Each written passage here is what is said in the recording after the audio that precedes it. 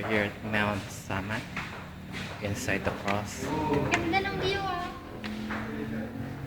Oo nga, ganda. Ganda nga ng view. Ganda siguro kung ganda dito yung kwarto mo, Haps. Oo na. Kaso, papagod ka. Cute mo ba?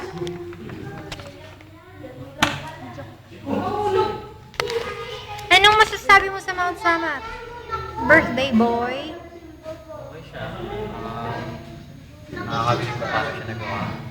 Ako gumawa yan. Yummy! Sige nga, Gyumi.